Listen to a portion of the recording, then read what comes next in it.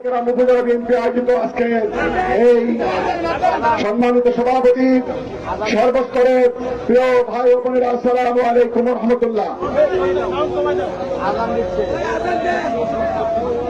একটা কথা বলতে চাই, আমাদের দেশ নায়ক তারেক রহমান বলেছেন এই নির্বাচন অত্যন্ত জোর কঠিন হবে। এই জন্য আমাদের সকলকে সকল ভেদাভেদ ভুলিয়ে ঐক্যবদ্ধ হতে হবে। আমরা নির্বাচনে আছি, প্রয়োজনে আন্দোলনে আছি, রক্ত দিয়েছি, প্রয়োজনে গণতন্ত্র পুনরুদ্ধারের জন্য আরো রক্ত দেব ইনশাআল্লাহ। এবং নাটোরের চারটি আসনে ইনশাআল্লাহ আমরা ধানের শীষ প্রতীককে বিজয়ী করব। প্রিয় ভাইরা, আগামী দিনে আপনারা এখন থেকে ধানের শীষ প্রতীকে বিজয় করার জন্য আপনারা মাঠে কাজ করবেন।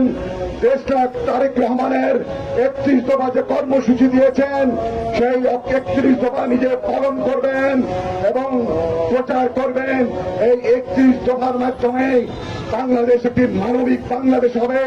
এই 31 দফার মাধ্যমে বাংলাদেশ একটি স্বাধীন বাংলাদেশ হবে এবং ইনশাআল্লাহ এই বাংলাদেশকে নতুন করে সাজিয়ে দেন বাংলাদেশ জাতীয়তাবাদী দলের চেয়ারপারসন দেশনেত্রী বেগম খালেদা জিয়া ও দেশনায়ক তারেক রহমান।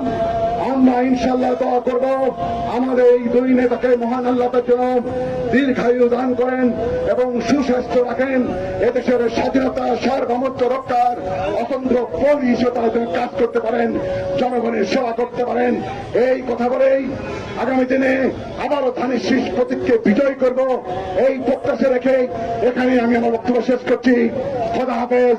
বাংলাদেশ জিন্দাবাদ, বাংলাদেশ জাতীয়তাবাদী দল জিন্দাবাদ, শহীদ জিয়া অমর হোক, খালেদা জিয়া জিন্দাবাদ, তারেক রহমান জিন্দাবাদ, রুহুল কুদ্দুস তালুকদার দল জিন্দাবাদ।